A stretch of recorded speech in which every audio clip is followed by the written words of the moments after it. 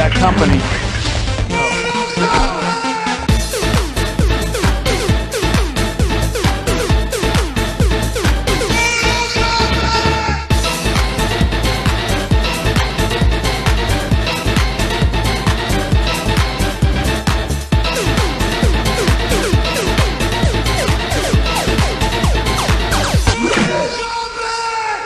Piece of cake. Piece of cake, huh? Well, it was easy for me. Oh, get over yourself. All right, welcome to Steven Crowder. Thanks for joining me. Thank you, Jeremy. Mr. Quartering, I'll go with. Thanks for having me. Yeah, right. I appreciate you keeping it very formal. As you can see, I run a very tight ship here as well. Yes, I do. It's a very tight ship, which is the verbiage I would use for a ship. I wanted to, I appreciate you giving me your time. One of the big things that's happening right now is, you've kind of butted heads with YouTube many times.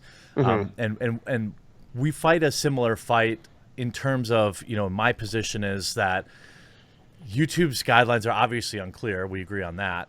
Yeah. They're also unevenly enforced, which is Right. where you're at. And so if I give my viewers just a brief background, you tell me if I get this wrong. So basically, you had an initial strike or warning. And then, first, you can probably lead with first. The reason people can't even see me talk about this is because I'm suspended for weeks from YouTube right now, which I appreciate you let me get the word out. So, but yes, continue. You're probably going to articulate it far more effectively than I could. Well, yes, that's right. They can watch you over on where can they watch your live show currently? So people can always watch. Mug Club is this is why we have it. It's the Pacer. You join up. It's $99, $69 a year. You get access to the whole Blaze catalog, as well as even every day when we do stream or we're streaming on YouTube. There's like a whole other hour of show. So that's always available. That never changes. And then the free content that was available on YouTube, at least for the time being, is available on Rumble. So people can follow us there if people can't join up and watch the whole show at Mug Club. Got it. So you back in March 29th, you received your first strike when you were discussing a no-no topic on Google or on YouTube, the election. At that time, you didn't make any, as far as I understand, you tell me if I'm wrong, there were no actual claims that the election needed to be overturned or that Donald Trump had legitimately won the election. Is that a fair representation? That is correct, yeah. And you were given a strike as if you had said that? Is that the same policy? Is that the policy that you used? Well, we were given a strike for actually, and it was almost a joke, and I don't want to get too nerdy. So there was a strike on that, there was a strike on COVID, and then the recent strike was praising an officer. Yeah. Yes, who saved a life. You don't talk about the black girl's life who was saved, right? Yeah. We don't talk about that. The one who called the cops, not what we heard, which was Mekhi Bryant was the one who called the cops. That one was actually almost turned into a joke. In the sense that, look, you have Amy Klobuchar, you have Elizabeth Warren, you have Jimmy Carter, people who've talked about and written formal letters of issues with voter fraud, not mass election fraud, voter fraud, right? There were commissions for this because it happens on an individual level. Many people have talked about it. And so it almost became a joke where I said, well, what can I discuss? Just to point out that we need to strengthen our our election system. And it came down to I could cross-reference exact voter rolls with addresses from where people voted, and we cross-referenced that with Google Earth. But because we couldn't actually claim that either, since Google Earth isn't always updated, I went down or sent my producer or intern down with a copy of that day's paper at the empty lot or at the under and overpass. Yeah, so people can go and watch it, but it almost was a joke. We can't talk about mass election fraud. We can't say there's anything wrong with mail-in voting systems. We can't say, but we can say this is a little suspect. So that was yes. So that was that was either the first or second strike. They occurred simultaneously. I don't exactly remember. One was supposed to be a hard strike, but they didn't consider it a hard strike. 1 year anniversary, 15 days to flatten the curve. Yeah, it's one of the frustrating things as a content creator, one that you deal with all the time, one that I cover as well, is that the perceived no-go zones on YouTube. Obviously, the pandemic led to many of them. The election, many of them. And perhaps the most frustrating part is that these rules do not appear to be evenly enforced, as with one of your strikes, as I understand it, simply stating unfavorable to the narrative or the mainstream messaging, even if it's CDC-backed data and it's inconvenient, that's a strikeable offense. That's how it appears. Yes. And to be clear, let me just kind of, Marley was dead to begin with. We have filed, me and Half Asian Bill Richmond have filed an official notice of a lawsuit to YouTube, suing YouTube, and an injunction for immediate relief, meaning as it relates to my program on the channel. So it 1 year anniversary, 15 days to flatten the curve. What we did was highlighted the science that was, touted back then. For example, do not wear a mask. Things like the Surgeon General saying, stop buying masks. Fauci saying that a mask is actually worse for you because you might touch your face. And we had clips of us, by the way, at that time saying, actually, if you are sick, it might not be a bad idea to wear a mask. We were the ones advocating it back. In general, it's not a horrible thing. Like, nobody likes being sick, Right, exactly. So we just kind of showed how that sometimes, people would think we're butting heads, but we were butting heads, which what eventually became, sort of common scientific, what they would consider consensus. My issue is always with, mandates and the collapsing of an economy. I believe what it was that... so the little things.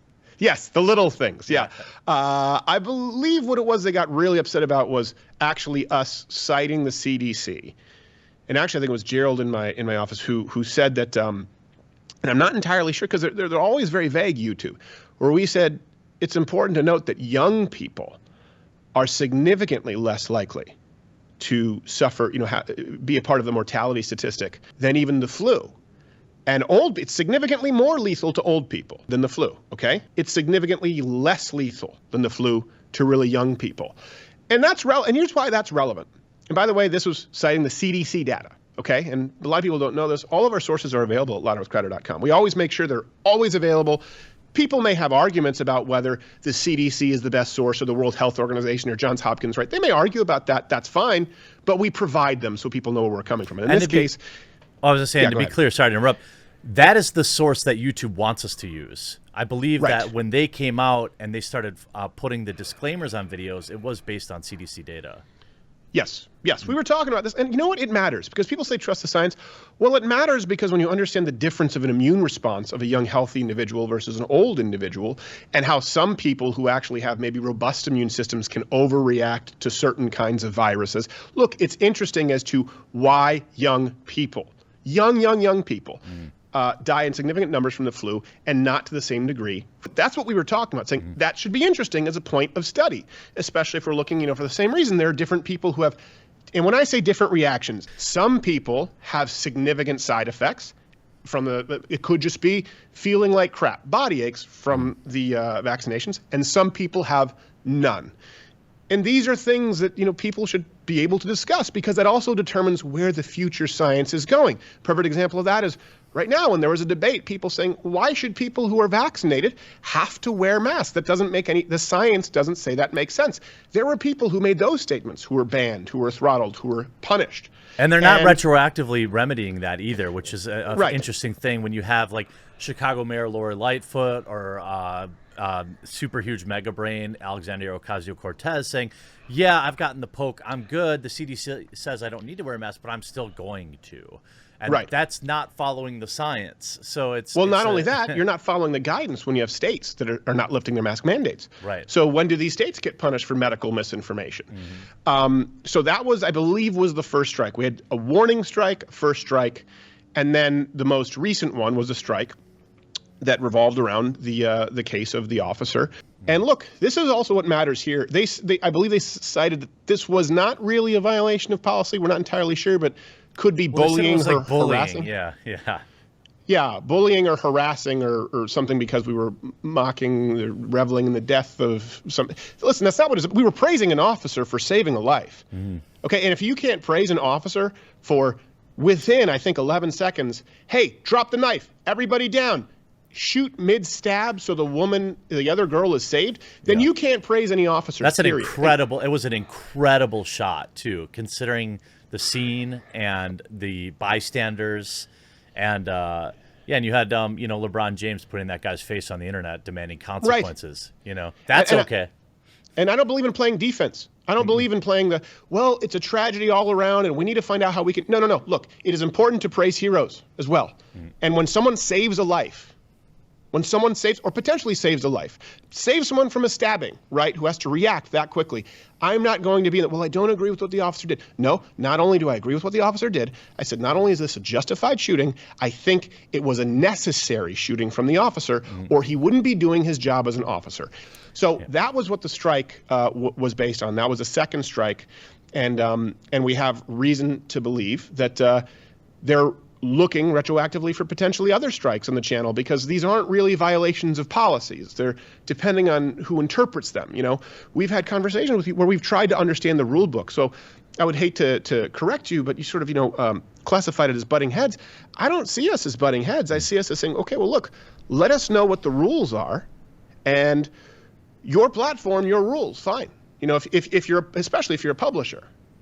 Right. You know, especially if you're going to have this editorial control and say people are not allowed to voice these opinions on COVID. People are not allowed to voice these opinions. You know, for example, Amy Klobuchar and Elizabeth Warren on election issues. If you want to say those opinions are not welcome, well, fine, but then let us know beforehand, not retroactively, and it's technically maybe, but maybe not a violation. So I think when people add those up, because sometimes people will try and misconstrue this as, well, Stephen says some offensive stuff. That's not what the violations. The pseudo violations were. These were the ones. It was the voter fraud, going to addresses with a copy of that day's paper, fact checking it, and doubling down and fact checking it. Statistics from the CDC, and praising the officer who saved the young girl's life who was mid-stab. Those were the violations. And in each one of those scenarios, the problem is, when we talk about the COOF, as I call it on my channel, because I still occasionally get that green check mark on my videos. Yeah, it's nice actually. Must be nice. Yeah. You are not allowed to, in my opinion, it feels like you're not allowed to present anything other than the world is ending and everyone should be living in fear. That to me is, if you're even on that line. For example, I uploaded a video talking about the Johnson & Johnson recall. I received an immediate channel strike, and within 10 seconds, they rejected my appeal, even though I said, hey, here's a New York Times article. I'm just stating a scientific fact, and they rejected my appeal. Only because I have this channel, which is much larger, could I raise a stink about it, and then they removed the strike. But to me, I don't feel good about that. I feel like, man, there's probably thousands of other videos that are getting struck down with no recourse. And that's the key point here, and I appreciate you bring that up, because look, you're more established than some people, and I feel very fortunate, and I've worked really hard to be as established as I am. We have a lot of supporters at Mug Club, and do I think that could we subside? Sure. Could we survive? Sure. But you lose your ability to reach out and to inspire people, and of course, YouTube has always been my home since. Really, 2006, and regularly with political videos since 2009. So when people talk about, dark money or right-wing actors, like, there were no conservatives in 2009. Yeah, I mean, look, I was a kid with a blue bed sheet, okay? I did it in my den with a blue bed sheet, and I was doing kind of what Trevor Noah does now, which is, talk to the camera. He's doing YouTube circa 2009 with general political rants. The first one I ever did that went viral was Crazy Pete's Abortion Barn, where I read from Planned Parenthood's website. And I said, it sounds like a used car salesman. And so I dressed up this character, Crazy Pete, a Southern used car salesman in a bolo tie, talking about discount abortions at affordable prices. And that kind of went viral. And people, the joke was, I'm reading from the Planned Parenthood website. Right. Yeah. So I've been doing this for a long time, and it's grown. And now, as a small business owner, I employ, at any given time between 12 and 15 people, depending what we're doing as far as research or interns. And they rely on this. They rely on this too. But what I'm concerned about is I don't know if there's an opportunity for someone like, in 2009, the people like us who built this platform, who were not only welcomed, but were encouraged, right? They encouraged us to join the partner program. They encouraged us to advertise on YouTube. They encouraged us to take part and engage in the communities and build up the world's biggest multimedia site. And now they're slamming the door behind them. So really, this lawsuit is not just about myself. It is about hopefully making sure that everyone going forward can understand what the rule book is. And look, saying that you cannot say we shouldn't shut down the entire economy due to COVID, saying that you are not allowed to say, for example, hey, younger children are actually more at risk of the flu than COVID, saying that you cannot praise an officer who stopped a stabbing with fractions of a second to go is to consider those violations, and if God forbid our channel were to be removed under that pretext, that is to say that half of this country's point of view is not welcome on this platform. And if that's the case, then they need to say it. They've got to say it. I'm pro-business. I'm anti-fraud. Yeah, and I think that's a very valid point because none of these things were. I get that you can't lay out every possible scenario in a terms of service, and I get that they're supposed to be broad. Sure. But then I have a problem when they're, in my opinion, purposely broad so that, there's such a massive gray area that you can deploy publisher tactics by suppression, removal, strikes. This is what I talk about with the Section 230 thing. It's one of the biggest gripes I had about Trump is that I don't know if he totally understood Section 230, but when publishers didn't do enough. Yeah, and he didn't do enough. And when you have platforms, I believe Section 230 is required. Of course, the spirit of it is. However, when platforms can still act like publishers through suppression, blacklisting, selective enforcement of rules. These are the things that a publisher would do and platforms should not be protected by Section 230 in those cases. Well, you know what? Something that's important with that too, Jeremy, I don't know why I almost said Phil. I know your name's not Phil. I was thinking I think it was because I was listening to Phil Collins earlier. Yeah. It's also being enforced differently, the interpretation of these rules and guidelines right now under Joe Biden administration. Because kind of like people have been talking about Israel, and Palestine, wherever people line up, I think it's very clear that there's a different posturing and there's a different alignment in this conflict. There's a very different alignment with this administration when you're looking at almost the entire DNC platform where they're saying breaking up big tech and we need more algorithmic censorship, and they're encouraging that. That emboldens right now where we don't even get answers at this point. This is the only option is a legal recourse. I wish we didn't have to. Well, and Joe Biden just revoked Trump's executive order on big tech censorship just days ago. We know where that's going to go, and I know your time is limited, and I want to talk about... Oh, that's okay. It's not limited. I was actually just looking to make sure if I said anything, I'm not... Because I know, specifically because of a pending lawsuit, I have to be careful. Yes, I've had conversations with Bill about legal proceedings with YouTube, too, and it's always an interesting conversation. That's Mr. Half Asian to you there, Phil. Yeah. Now, I've paid him, so I can call him. Oh, that's Bill. True. That's true. Yeah. This is a YouTube issue. This is a YouTube, Google, Alphabet issue, who, by the way, are more powerful than the Roman Empire. And, to use an example, we're talking about 230. I don't think it could be more clearly illustrated than this with Twitter, okay?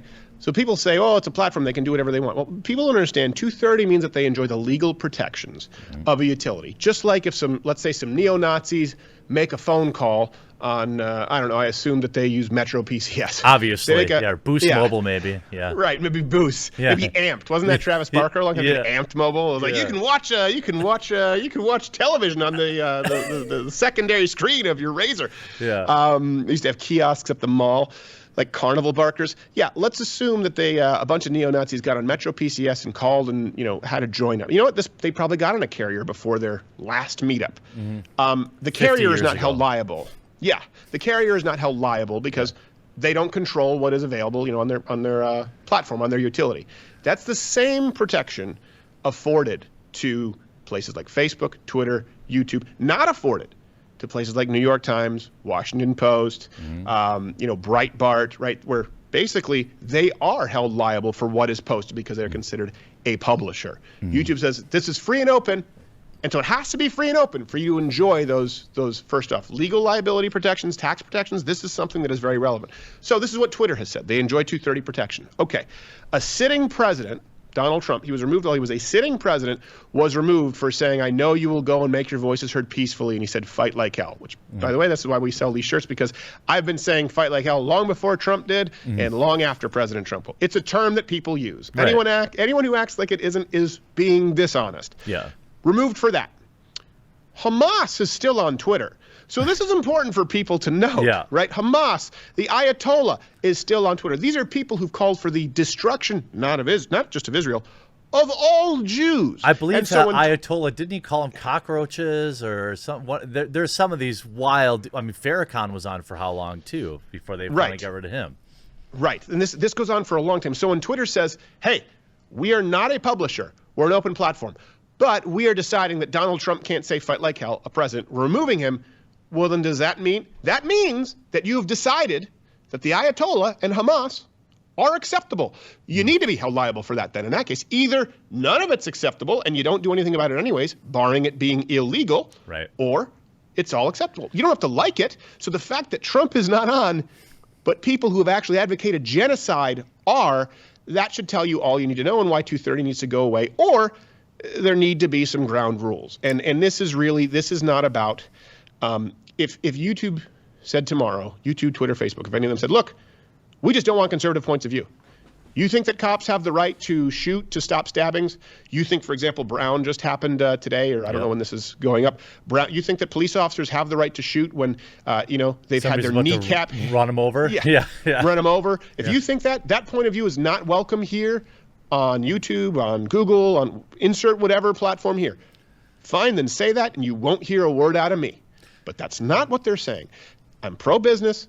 I'm anti-fraud. And we just got to know the rules. And we're at the point where questions aren't even being answered as far as which specific policies are violated. And this is not a world in which future Phil's, now I'm going to keep saying Phil, future Jeremys, future little Crowders could even create a platform and talk about othering somebody. Yeah, and that's a really important point that you made too in the pre-show or in some of the notes. Is I was talking to Tim about Tim Pool about this too when I was out there. I said nobody's probably ever going to get up and read news articles and have 1 million subscribers again. I don't think that there's a come up possible for guys like Tim or I anymore on YouTube. And I think that most contrarian points of view now have to compete with so many barriers. And by the way, again, to be clear, this is not what your lawsuit's about. But that it is very disheartening for alternative points of view. So, can I touch on that real quick? Yeah. Can you hold that next question? Yep. Because look, I understand, and I agree with you. And it's not that I don't have a problem with that. Okay, I want to be clear because sometimes people say, well, why didn't you say something when this happened? Okay, look, I think even still right now, if you type in Steven Crowder abortion, change my mind, I don't think I show up, right? Yeah. We have struggled with this for a long time. Okay, we had issues where we didn't quite get answers, but we had issues, subscriptions, notifications, stuff like that, not showing up in browse, these numbers changing. It's a problem. But I've just said, you know what? At that point, this is their sandbox. We're playing in it. We've just got to be better. And so we switched to a live format. And then when you go to YouTube Live, well, you go to their top live, we're number 1, 2, and maybe 4 in any 3-day period. And then they make it almost impossible for us to stream live. We will have a consistent viewership on our channel, right? Because we cannot rely on search or browse because we tell everyone, hey, it's live. Weekday mornings at 10 a.m. Eastern. By the way, it still is at Mug Club. So we have a baseline of viewers who tune in no matter what. It is not dependent on the algorithm. So it's really not fair, and it does bother me. And it bothers me even more that you have to do it and that Tim Pool has to do it. The difference with what we do is that we do sort of create some original content, a lot of different sketches and stuff, and we do things where it's a little bit different than just reading the news. And then, not that you only read the news, but our show is very different. That's why it rubs a lot of people the wrong way, because they're like, well, is this serious? Is it? Well, look, sometimes I'm making a serious point, and sometimes when we have someone dressed up in Chinese foot binding, it's not meant to be serious, and it's an intern who's being tied to a railroad like Boris and Natasha. You need to be able to decipher this. But we found ways to circumvent these all the time just through the content and speaking directly with our audience, where if it's searched, if it shows up in browse, if notifications go out, if they don't, we're still looking at a couple million people on any given show. Right. And we're still looking at 6 figures of people tuning in live. And so the only next step is, well, okay, let's just suspend them so we can't stream live. Not saying that's why they're doing it, but I am saying that at every turn we've had to change the business model because we know that these things are going on and there's never any transparency or accountability. And that's why at this point it necessitated this notification of a lawsuit being filed and the current injunction to offer relief for us right now on the platform. What does that, let me ask what the injunction means. Is that saying hey, no more punitive stuff until we can discuss this further, or what does that mean? Okay. Yes. Okay. In other words, it's a request for injunction saying you can't just now go back through the catalog and say, violation based on new terms, violation based on new terms, and trying to remove us. Because keep in mind, too, and I can't get into too many specifics, after the Vox apocalypse, they audited everything. Right. You know what I mean? They audited everything, and then we were even remonetized. And so, of course, there was auditing after that because at least if they were doing their job. Yeah, in their statement they had said, they had gone through your back catalog, and exactly. I remember that. Yep. So anything right now, if they were to go back, it would be an application of a new rule that didn't exist back then. Which they say they can't do, by the way, by their own words. Right. Yeah. Yeah, so it's concerning. So that's why, as we're saying, hey, look, you guys haven't been able to answer. Put this on pause right now, because right now we've been suspended for 2 weeks. Like I said, we're always doing Mug Club. That's why it exists. And if people want to support the content, thank you guys. If people can't afford it, I understand. I'm not trying to push it on you, but it is why we have always kept it. So it's a fail-safe, and we try and you get the whole Blaze catalog there. And we're doing Rumble right now as it works. There's a little bit of glitches in doing the live stream because they can't really do it as an archive. But it's an injunction to say this is the only option we have at this point. We have to go the legal route because you're not answering the questions. And so don't pull more of this while we're trying to explore the legal options and get these answers. Yeah, because, I mean, ultimately you're on the thinnest of ices for a period of, 30 days? No, a year? I know it's if you get 3 strikes within 90 days, it's gone forever. But again, that would be one thing if it's that we knowingly violated. We didn't. And the truth is, if people watch the show, is it offensive? Sure. I would say, look, I don't know if, I'm a Christian sweat, but nothing we've said is anywhere as close to Samantha Bee's calling the First Lady a feckless cunt, or our sitting president, him to be, his mouth to be Putin's cock holster. Yeah. And I've used those terms on the phone with Silicon Valley executives, just to be clear, and you could hear a pin drop. And those pieces of content were not only showcased, but I believe monetized. Probably at the time, trended too. Yeah. Yes, exactly. And so to kind of wrap things up, first of all, I'm glad that you're pursuing this, because I do think that the long term, obviously, yes, there are personal reasons why you should and are, but there are, as another content creator, I get to benefit from it for free, hopefully. I think that YouTube's communication is obviously very concerning, their lack of clarity. And to be honest with you, when I covered this original strikes, I thought you'd be done last Friday. I thought, okay, they're gonna wait till Friday at 4:00, and that's gonna be when they do it. But that just shows you the low expectations that you have, because you know what? They couldn't be lower. They couldn't be lower, as far as transparency and consistency. When the Alex Jones stuff happened, people need to understand this. I actually couldn't stand a lot of Alex Jones's point of view. And I made it very clear when if I ever appeared on his show or he appeared on my show.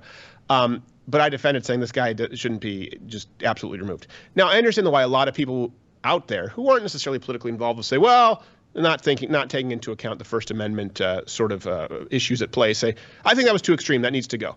Okay. And you can maybe look at some other examples that people would say are extreme or borderline, and some people can sort of justify and say, well, okay, I see how they could be taken off. Look, I think that if anyone is being honest with themselves here, and I know I have a punchable face. I can't even look at a mirror beyond, combing my hair because, yes, I break it. Yeah. But if anyone out there wants to say that the guy who took more flack for talking about not having sex with his wife until we were married, who's talked openly about my faith, my support for Israel, Israel's right to exist, my pro-life stances, my pro-Second Amendment stances, my across-the-board pro-First Amendment stances, my having liberals on the show on a regular basis, that changed my mind. Keep in mind, that was something that didn't exist that we created. I think if everyone is being honest with themselves, if this program is removed, none of you guys have a shot. Yeah. Well, it's saying that none of you are welcome. If they remove the Change My Mind guy who hugged I believe on a broadcast, a serially nasally pierced lesbian talking about issues of abortion and said, hey, I disagree with you, but I love you. Listen, it doesn't mean that I haven't made jokes that some people think are offensive. I'm a comedian. I've been a stand-up comedian my whole life. If they remove this, it is not like people cannot go through their head and do the mental gymnastics of, well, Alex Jones and the false flag. No, that's not what this is here. No. No one else out there has a shot. This is, we have to remove the biggest voice, and I don't say that, I never talk about this because I don't want to be boastful, and the platform that we have is entirely due to viewers, and I'm grateful, and I know it could go the other way. But this would be a message of the biggest channel that has ever existed, the biggest show that's ever existed on social media with a basic bitch, Christian conservative viewpoint with maybe a little bit of edge, a PG-13 rating. If we're taken off, that is saying that hundreds of millions of people, their point of view is not allowed. And that is why it's very, very different from any other case before this. Now tell the people where they can watch your show for the next 2 weeks, at least until you return to YouTube. Well, look, I would love it if people just watch, Mug Club all the time. It's ladderwithcrowder.com/Mug Club. We don't have a discount code right now, but if you're a student, veteran, active military, you enter that in at $69. And I don't know how many shows they have. You get like 20 shows. You get the whole Blaze catalog. There's a partnership there. And every day, for example, people will watch on YouTube. They go, oh, it's an hour show. It's actually like an hour 45, 2-hour show. But that's extended. That's available on Mug Club. And then we will also, if people don't want to join, and that's okay, we're always trying to make some of the free content available, the same free content that was available on YouTube. Right now, we've chosen Rumble as our sort of beachhead for that. But it goes up a little bit later because we can't stream live to Rumble and then have it go as an archive. You have to re-upload it. So Mug Club or Rumble, and people can follow me. And of course, by the way, audio podcasts, Apple, Android, Spotify. That's one place where we have never had any issue. Nothing's ever been taken down because it's pretty decentralized. All right. Well, I wish you all the best. Next time I'm down at the, I happened to be at the Blaze Studios last week, walking through, seeing Glenn Beck's gigantic office and all the things down there. So next time I'm down, we'll meet up. If we happen to be in the same state, we always miss each other. Yeah. And I wish you and the family best. You've got an ally here, and I know my viewers. We share a large percentage of our audience, so I know that. They've got your back too, and support your favorite content creators, people, whether they have their Mug Club or their Subscribe Stars or their Patreons, because it allows them to do things like this. It allows Steven to fight this kind of stuff because he has that safety net of support, which is so very important. Thank you very much. I appreciate it, brother. And there'll be 2 more fans, obviously, coming this summer because twins. I'm going to be a dad. So come on, guys. If you don't join Mug Club, what, you want my kids to be Oliver Twist? Yeah. Do you want his children to starve? I mean, that's... As a matter of fact, if you don't join them, I might just beat them just to send a message. Yeah. But it'll be on your hands, everybody. Right. It's not him doing it. It's actually you. It's you. Yeah. All right. Well, I appreciate it. Thanks, man.